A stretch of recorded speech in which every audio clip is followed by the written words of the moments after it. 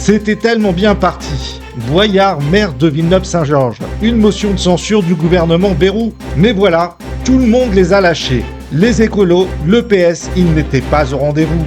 Les alliés auraient déjà quitté le navire? Ou est-ce tout simplement de la faute à Zemmour? Je vous souhaite la bienvenue dans l'actualité du jour.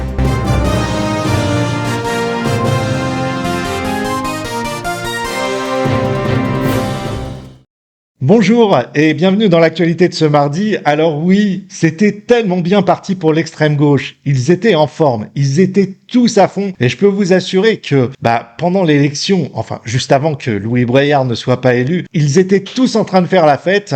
Alors je vous montre un petit extrait parce que c'est quand même assez marrant. 1, 2, 3, dignité, solidarité, fierté, beauté,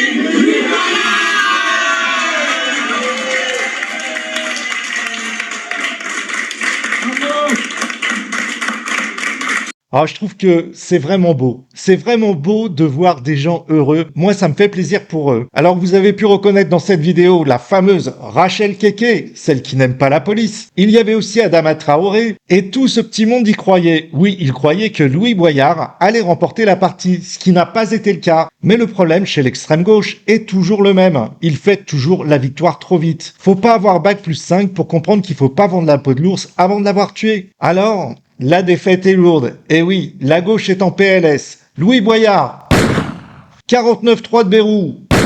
L'extrême gauche ne serait-elle plus soutenue par les socialistes, par les écologistes? Alors, je vous parle même pas du Parti communiste. C'en est donc fini des motions de censure. L'extrême gauche serait-elle au bord du gouffre? Mais pour petit Louis, c'est pas la vraie raison. Car tout ce qui se passe en ce moment, c'est de la faute à Zemmour. C'est un message d'espoir.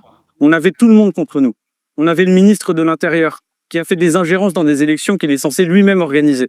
On avait le Front National, on avait Éric Zemmour, on avait Valérie Pécresse, on avait les médias de Vincent Bolloré.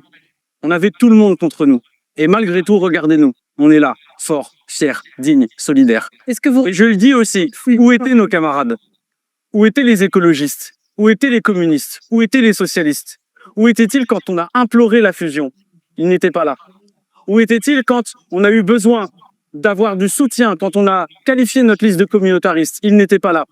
Où étaient-ils quand on a eu besoin de leur voix aujourd'hui pour battre l'extrême droite? Ils n'étaient pas là. Alors ce soir, je le dis, on va continuer le combat. Et c'est pour ça que je veux porter un message d'espoir. Ce soir, la France, elle nous regarde. Je sais que les opprimés nous regardent. Et je sais que, comme nous, ils se disent qu'ils ont envie de gagner la bataille de 2026. Alors si j'ai un message pour les opprimés, faites comme nous. Assumez qui vous êtes. Rassemblez le peuple. Assumez d'être une gauche de rupture. Alors oui, certes, on a fait mieux, mais on n'a pas gagné. Oui, demain matin, ce ne sera pas un matin à la fête, mais on va se donner le droit, l'espoir de lutter, de lutter, de lutter. Quel beau discours, seul contre tous. Et s'il n'y avait pas eu tout ce monde, il serait déjà maire. Mais Louis, c'est un gagnant. Il sait marquer des buts, mais seulement quand il n'y a personne sur le terrain. Mais tout ça, finalement, c'est peut-être de la faute à Zemmour, qui n'a que 4 députés. Alors continue Louis, ne lâche rien, montre à la France entière que tu es un homme. Car la France te regarde et tu n'es pas seul. Alors je te dirais, un petit peu comme Bardella, bon courage à toi, camarade.